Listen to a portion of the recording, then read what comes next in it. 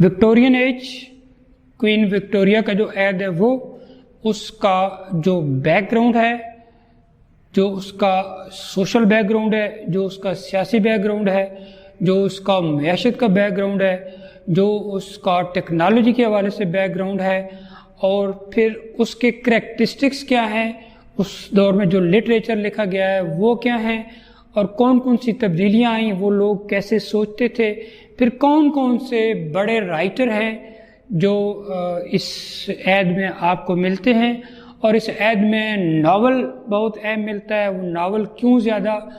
Value لے گیا تھا، وہ لوگ کیا کہنا چاہتے تھے، کس طرح کی سوسائٹی تھی، اس سوسائٹی نے لٹریچر کو کیا دیا، اور یہ لٹریچر کو کس طرح سے لائف کو سمجھنے میں ہماری مدد دیتی ہے۔ تو یہ سب جاننے کے لیے میں ہوں پروفیسر ممتاز علی، اور theory of literature and age کے پیج سے یہ ہسٹری کے حوالے سے وکٹورین ایج آپ کے سامنے ہے، میں پیش کرنے جا رہا ہوں۔ اس سے پہلے کہ میں آپ کو یہ اس کے بارے میں بتاؤں، میرے چینل پہ جا کے اس کو سبسکرائب کریں اور اس کے ساتھ لگے بیل آئیکن کو دبا دیں تاکہ آنے والی تمام ویڈیوز کے نوٹیفیکیشن آپ کو ملتے رہیں۔ تو چلتے ہیں کوئین وکٹوریہ کی طرف اور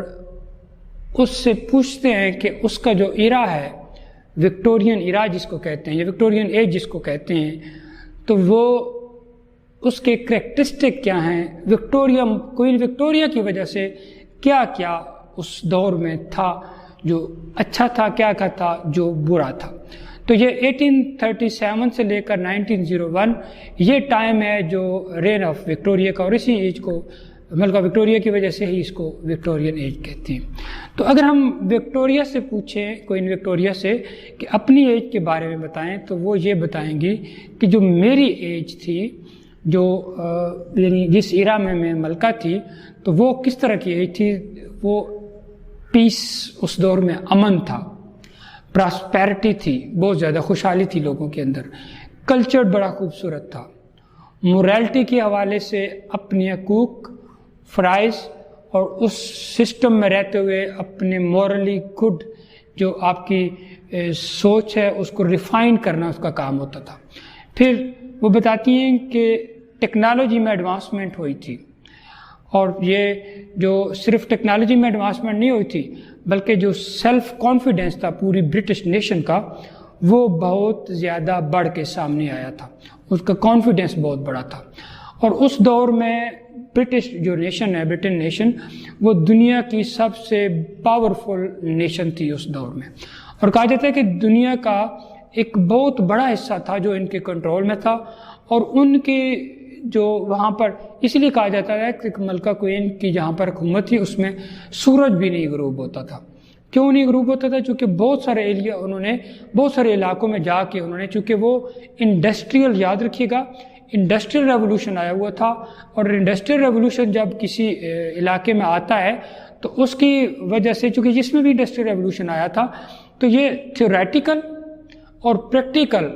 دونوں گراؤنڈز پر کام ہو رہا تھا انڈسٹریل ریولوشن کے حوالے سے۔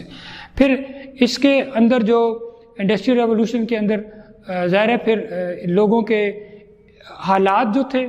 وہ ورکنگ کلاس جو تھی، وہ ان کے حالات بہت برے تھے، اور ان کو گاؤں سے شہروں کی طرف جانا پڑتا تھا۔ ان کا جو سوشل پیٹرن ہے ان کا، وہ سارا تبدیل ہوتا جا رہا تھا۔ پرانی جو سوسائٹی کی سے پہلے جتنا بھی سسٹم تھا وہ ریسیڈ ہوتا جا رہا تھا، چائلڈ لیبر بڑھتی جا رہی تھی۔ اچھا، اس سارے کی وجہ سے، اس کا مطلب یہ کہ ریولوشن کی وجہ سے، انڈسٹریل ریولوشن سے، وہ مشینی ایک دور تھا، وہ جو ان کا ایگریکلچر کا فیز تھا وہ ختم ہو چکا تھا۔ پھر انہوں نے دنیا کے مختلف علاقوں میں بھی اس وقت کولونائزیشن کے پروسیس کے ذریعے، کیونکہ جب یہ انڈسٹریل میں آئے تھے تو ان کو کچھ چیزوں کی ظاہرہ ضرورت تھی، ان کو کچھ را مٹیریل کی ضرورت تھی، ان کو کچھ را مٹیریل جیسے ان کو کافی کی ضرورت ہے، ان کو ربر کی ضرورت ہے، ان کو چاول کی ضرورت ہے، ان کو شوگر کی ضرورت ہے، ان کو سلور کی ضرورت ہے۔ تو یہ مختلف علاقوں میں یہ انہوں نے کالونی بنانی شروع کر دی، اور پھر انہوں نے اس دور میں ریلوے کو ڈیولپ کیا تھا۔ ریلوے کو ڈیولپ کرنے کے علاوہ یہاں پر شپس کا جو سلسلہ تھا وہ بھی ڈیولپ تھا، اور اس دور میں کامرس مضبوط ہو رہی تھی، چونکہ مختلف علاقوں سے چیزوں کو وہاں پر ان کامرس شپس کے ذریعے اور اس کے ذریعے جو ریلوے اس کے ذریعے وہاں پر چیزوں کو بھیجا جاتا تھا، تو وہ اس دور میں جو مٹیریل پراسپیرٹی تھی وہ بھی پائی جاتی تھی۔ اور یہ جو ملکہ کا دور تھا اس میں ایکسپینشن ہو رہی تھی، ویلتھ میں ایکسپینشن ہو رہی تھی، پاور میں ایکسپینشن ہو رہی تھی، کلچر میں ایکسپینشن ہو رہی تھی، اور یہ گریٹ ایمبیشنز کا دور تھا، گرینڈر کا دور تھا. اور یہ لیکن یہ سارا کچھ ہونے کے باوجود اگر دیکھیں تو یہ اس میں میزریز بھی تھی، اس میں ٹینشن بھی تھی، اس میں فرسٹریشن بھی تھی، اس کے اندر جو اربن اگلینس پائی جاتی ہے، یعنی سٹیز بڑھتے جا رہے تھے، ان کی آبادی بڑھتی جا رہی ہے، ورکنگ کلاس جو ہے وہ ڈسٹرب ہے، ان کو اپنی جو کام کر رہے ہیں تو ان کو اتنی چائلڈ لیبر وہ زیادہ بڑھ گئی تھی، سوشل انریسٹ بڑھ گیا تھا. اور پھر انہوں نے بعد میں پھر یہ مختلف طرح کے ریفارمز بھی کرائے گئے تھے جس کے اندر لوگوں کو یہ ووٹ کا حق لوگوں کو دیا گیا تھا. پھر یہ کچھ ریفارمز انٹروڈیوس کروا کے تو انہوں نے یہ جو چائلڈ لیبر ہے، یعنی بچوں سے کام لیا جاتا تھا، ان کے ساتھ جو بھی زیادتیاں ہوتی تھیں، physical abuse, mental abuse, spiritual abuse, تو وہ جو ایک تھا جس کو کہتے ہیں آپ ایک قانون پاس کیا گیا تھا. اس قانون کے حساب سے یہ تھا کہ جس کو یعنی 1833 میں جو سلیوز تھے ان کو آزاد کرا دیا گیا تھا. پھر چمنی سویپرز ایکٹ آیا تھا 1840 میں، اس میں بھی، اور پھر فیکٹری ایکٹ جو آیا ہوا تھا وہ 1833 میں، اس میں اس سب چیزوں کو پروہیبٹ کر دیا گیا تھا، چائلڈ لیبر کو. اور پھر جو میکانزم ہے وہ سارا ریلوے کا اور وہ سارا بڑھا دیا گیا تھا. اب یہ ساری چیزیں جو ہیں یہ وکٹورین ایرا کا ایک حصہ تھی، مینز اس میں بہت اچھے حالات بھی تھے لیکن اس کے ساتھ ساتھ کچھ مسائل بھی تھے. اگر ہم تھوڑا سا اس کے کلچرل بیک گراؤنڈ کی طرف آئیں تو ڈارون نے اس دور میں ایک کتاب لکھی تھی اوریجن آف اسپیشیز. اس کے اندر وہ کہتا ہے کہ یہ جو انسان ہے یہ کراؤن آف کریشن نہیں ہے، یہ گاڈ کی کریشن نہیں ہے، گاڈ کو اس پر کنٹرول نہیں ہے، یہ شاید جانور کی کوئی ڈیولپڈ فارم ہے. چونکہ یہ جانور کی ڈیولپڈ فارم ہے تو اس کی وجہ سے یہ، اور عموماً کہا بھی جاتا ہے شاید یہ ایپس کی ڈیولپ فارم ہے. تو انسان کے ذہن میں یہ آیا کہ چونکہ یہ جانور کی ڈیولپ فارم ہے تو اس کا مطلب یہ ہے کہ جو اس کے ساتھ ایک سیکرڈنس تھی، ایک جو پیورٹی تھی کہ یہ کراؤن آف کریشن ہے، گاڈ کی بہت سے اعلیٰ مخلوق ہے، وہ تو سارا ختم ہو گیا تھا. جب وہ ختم ہو گیا تھا تو وہ پھر لوگوں نے سوچنا شروع کر دیا کہ آخر پھر ہم کس جانور سے ڈیولپ ہوئے ہیں، ہماری ورتھ کیا ہے، ہماری ویلیو کیا ہے، ہماری جو اوریجن کیسے ہوا ہے، ہم نے آگے کیسے سروائیو کرنا ہے. ایک تو یہ اس کو بہت بڑا دھچکا لگا تھا، اور جب یہ دھچکا لگا تھا تو اس کی وجہ سے اس کے اندر اگر آپ دیکھیں تو اس میں آپ کو جو مختلف طرح کی جو ملتی ہے، دو طرح کی، یعنی دو چیزوں کے درمیان، جیسے ایک طرف آپ کا فیتھ ہے جو جس کو آپ کو لے کے چل رہے ہیں، اور دوسری طرف جو آپ کی ڈاؤٹ ہے وہ آ گیا تھا. پھر ایک طرف ریلیجن تھا جو اس کو کراؤن آف کریشن کہتا تھا، دوسری طرف سائنس تھی جو اس کو کسی جانور کی ڈیولپ فارم کہتی تھی. پھر ایک طرف ریزن تھیں، ایک طرف ایموشنز تھیں، اور یہ جو تھا سارا کچھ، اور ایک طرف جو ہے اس کی جو ٹروتھ کی طرف وہ تلاش کر رہے تھے، اور ایک طرف ان کے پاس جو ریالٹی، جو گراؤنڈ جو تھا جس کی وجہ سے وہ کراؤن آف کریشن تھے وہ سارا ختم ہو گیا تھا. اچھا، یہ ساری چیزیں نا اس لٹریچر کے اندر آپ کو ملیں گی کہ یہ ڈائکاٹ میں ملے گی آپ کی جو فیتھ ہے اور ڈاؤٹ ہے اس کے درمیان. پھر جان اسٹوارٹ مل کا نام آئے گا، اس نے جو لکھا تھا کام، اس میں آن لبرٹی اس نے ایک لکھا تھا، یوٹیلیٹیرینزم اس کا کام ہے، پھر دا سبجیکشن آف ویمن ہے. اب یہ اس دور میں چونکہ عورتوں کے حوالے سے ان کو تھوڑی آزادی دی جا رہی تھی، ان کے حقوق کی بات کی جاتی تھی، تو یہ اس نے نا کہا تھا کہ انڈیویجول لبرٹی بھی بہت اہم ہوتی ہے اور ویمن کی لبرٹی بھی بہت اہم ہوتی ہے. پھر ایڈم سمتھ کا نام آتا ہے، اور اس نے یہ جو لیبر کے حوالے سے اس نے کچھ ریفارمز انٹروڈیوس کروائی تھی کہ جس میں کہا جاتا ہے کہ جس میں جو امیر تر ہوتا جاتا ہے، غریب جو ہے وہ پستا رہتا ہے، ٹینشن ہوتی ہے، تو اس کو وہ ختم کرنا چاہتا تھا. تو اب یہ سارا کلچرل بیک گراؤنڈ بھی اس کے اندر چیزیں پائی جاتی ہیں. اور پھر اگر ہم اس لٹریچر کی موو کریں، ہم اس لٹریچر کا جو اس کے اندر کریکٹرسٹک ہے وہ کیا. اب اس کا اگر آپ لٹریچر پڑھیں تو یعنی اس میں جو آپ کے پاس بڑے بندے آتے ہیں، جیسے سپوز سب سے پہلے میں نے آپ کو بتایا تھا کہ جان اسٹوارٹ مل کا نام آئے گا جس نے آن لبرٹی ایک کام ہے اس کا، یوٹیلیٹیرینزم اس کا کام ہے، سبجیکشن آف ویمن ہے. پھر برانٹے سسٹرز 3 آپ کو ملیں گی. شارلٹ برانٹے ہے، اس کا جو سب سے اہم کام ہے وودرنگ ہائٹس. پھر آپ کے پاس ایملی برانٹے، اس کا جین آئر ہے، پھر این برانٹے ان کی ایک سسٹر تھی، پھر آپ کے پاس کارل مارکس بھی اسی ایج میں تھا، اس کا جو داس کیپیٹل ہے وہ 12 بھی اس میں آپ کو ملے گا۔ جارج ایلیٹ یہ سائیکولوجیکل ناولسٹ ہے، میل آن دا فلاس یہ۔ پھر آپ کے پاس میتھیو آرنلڈ ملے گا آپ کو، جو کرٹیسزم کی دنیا میں ایک بہت بڑا نام ہے۔ پھر آپ کو جو اس میں جو چارلس ڈکنز ہے وہ بھی آپ کو اس میں ملے گا، گریٹ ایکسپیکٹیشن ہے جیسے آپ اس کو دیکھ لیں، اور یہ آپ کو ہارڈی ملے گا۔ اب ہارڈی، اور اگر آپ ہارڈی اور اس کو دیکھیں تو اس میں ہارڈ ٹائمز آپ دیکھیں تو اس میں خاص کر آپ کو انڈسٹریل ریولوشن اور اس کے جتنی بھی پریشانیاں، ٹینشن ہے، چائلڈ لیبر ہے، وہ آپ کو ملے گی۔ پھر اگر آپ موو کرتے ہارڈی کی طرف جائیں تو وہاں پر بھی آپ کو ملے گا کہ امن اینڈ ول کا کانسیپٹ آپ کو ملے گا کہ ایک یعنی انسان جو just like puppet in the hands of God, ہم کچھ بھی نہیں ہیں، اور اس کے اندر بھی ہارش ریالٹیز آف لائف ملتی ہیں کہ گاڈ جو انسان کو یوز کرتا ہے پھر اس سے کھیلتا ہے، یعنی یہ ایک سوسائٹی کا اسٹرکچر اس نے بتایا تھا کہ انسان جو ہے وہ پپٹ کی طرح ہے سوسائٹی کے ہاتھوں میں۔ پھر اس دور میں